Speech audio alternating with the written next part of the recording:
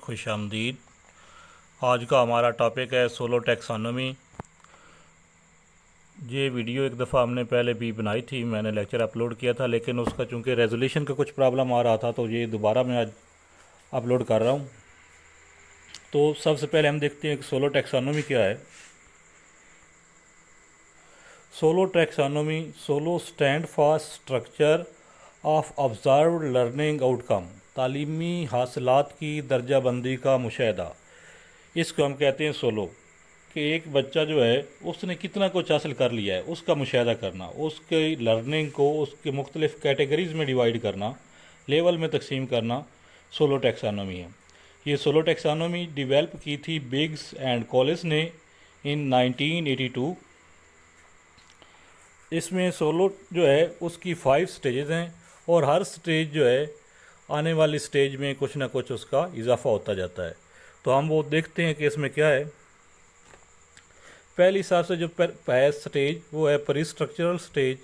Pre structural stage का मतलब होता है कि स्टूडेंट के पास नॉलेज नहीं है या उसका नॉलेज इस हालत में नहीं है कि वो उस नॉलेज को इस्तेमाल कर सके। उसके बाद है यूनिट स्ट्रक्चरल लेवल। इसका मतलब होता है कि स्टूडेंट कोई क्वेश्चन सॉल्व करते हुए या आंसर देते हुए किसी एक पहलू को, सिर्फ एक वक्त में एक पहलू को मद्देनज़र रखता है। उसके बाद है मल्टी स्ट्रक्चरल। मल्टी स्ट्रक्चर का मतलब होता है कि बच्चा एक वक्त में एक से ज़्यादा पहलुओं को मद्देनज़र रखता है, लेकिन वो उनके दरमियान वो कोई लॉजिकल सीक्वेंस पैदा नहीं करता। फोर्थ इसका है रिलेशनल। इसका मतलब होता है कि बच्चा एक वक्त में एक से ज़्यादा पहलुओं को मद्देनज़र भी रखता है और उसके दरमियान वो लॉजिक भी यूज़ करता है, इफ़ देन लॉजिक जैसा कि होती है। और एक्सटेंडेड एब्स्ट्रैक्ट का मतलब है कि आपने जितना कुछ बच्चे को पढ़ाया था, बच्चा आपकी तवक्को से ज़्यादा आपको जवाब दे देता है।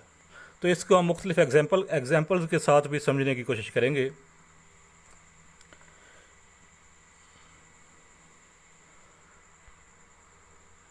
सबसे पहले हम देखते हैं pre structural level. Pre structural level की पहचान क्या होती है कि बच्चे से जब आप कोई सवाल करते हैं या तो वो आपके सवाल का जवाब ही नहीं देता या वो आपका सवाल ही रिपीट कर देता है। मिसाल के तौर पर आप बच्चे से पूछेंगे कि बेटा आपका नाम क्या है, वो आगे से कह देगा आपका नाम क्या है, आप किस क्लास में पढ़ते हैं।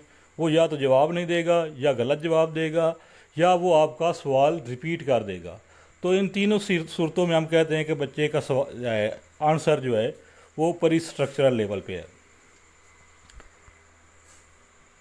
उसके बाद नेक्स्ट लेवल है unit structural level. Unit structural level में क्या होता है कि बच्चा शॉर्ट आंसर देता है, मतलब वो जवाब दे के अपनी जान छुड़ाने की कोशिश करता है। मिसाल के तौर पर आप उससे पूछते हैं कि बेटा आपने लास्ट संडे कैसे गुजारा था, वो कहेगा कि हम अपनी दादी अम्मा की तरफ गए थे।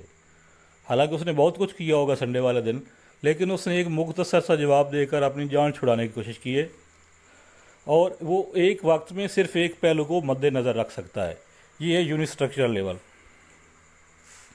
मिसाल के तौर पर अगर आप उसको ये क्वेश्चन देते हैं कि 2 + 3 × 2, तो वो इसका जवाब दे देगा 5 या इसका जवाब निकाल देगा 6। तो 5 और 6 का आंसर जो है वो ये शो करता है कि बच्चे ने सिर्फ एक फंक्शन को सॉल्व किया, या तो उसने इनको प्लस किया है या उसने इनको मल्टीप्लाई किया है। तो बच्चा किस लेवल पे है? यूनिट स्ट्रक्चर लेवल पे। उसके बाद है मल्टी स्ट्रक्चरल क्वेश्चन। इसका मतलब ये होता है कि बच्चा एक वक्त में एक से ज़्यादा पहलुओं को मद्देनज़र रख सकता है, लेकिन उनकी वो कोई तरतीब नहीं बना पाता, उनके दरमियान कोई सीक्वेंस कायम नहीं कर पाता। मिसाल के तौर पर यही क्वेश्चन हम देख लेते हैं दोबारा। 2 + 3 × 2 = 10।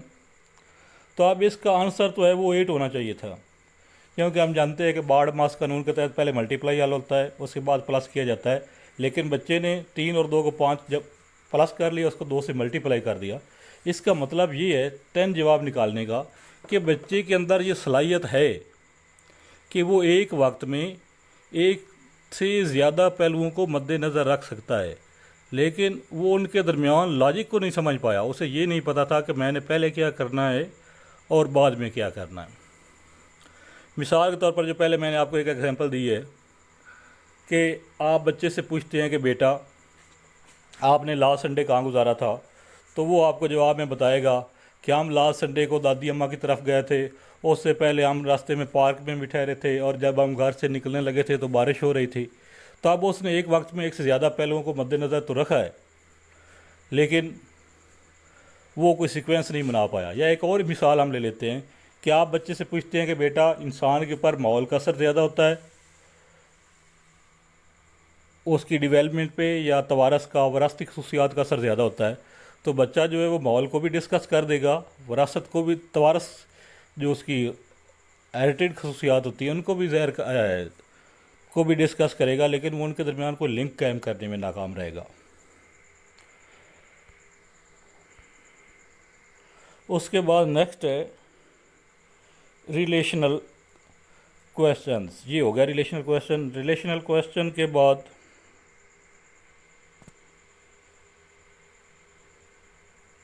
रिलेशनल क्वेश्चन का मतलब है कि बच्चा एक वक्त में एक से ज़्यादा पहलुओं को मद्देनज़र रख सकता है और उनके बामी ताल्लुक़ को भी समझता है। वो लॉजिकल बात करता है, दलील के साथ बात करने की कोशिश करता है। मिसाल के तौर पर जैसे हम वो पिछली एग्जांपल ले रहे हैं कि हम बच्चे से पूछते हैं कि बेटा आपने लास्ट संडे क्या किया था? बच्चा कहेगा कि हमने लास्ट संडे दादी अम्मा की तरफ जाने का प्लान बनाया था, लेकिन जब हम निकलने लगे तो मौसम ख़राब था, हमने घर में ही रुकने का फ़ैसला किया और हमारा ये फ़ैसला दुरुस्त साबित हुआ, क्योंकि कुछ टाइम बाद बारिश शुरू हो गई। अगर हम जाते तो हम रास्ते में ही भीग जाते। तो बच्चे ने एक लॉजिकल तरीके के साथ बात करने की कोशिश की है।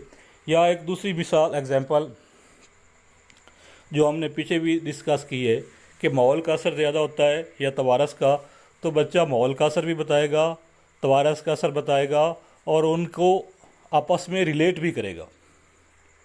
या इसकी मैथमेटिकल एग्जांपल हम ले लेते हैं कि 2 + 3 × 2 = 8, तो अब वो इसका आंसर ठीक निकाल लेगा। वो दो फंक्शन एक वक्त में सॉल्व भी कर लेगा और उनके दरमियान ताल्लुक़ को भी समझ जाएगा। उसके बाद नेक्स्ट है एक्सटेंडेड एब्स्ट्रैक्ट लेवल।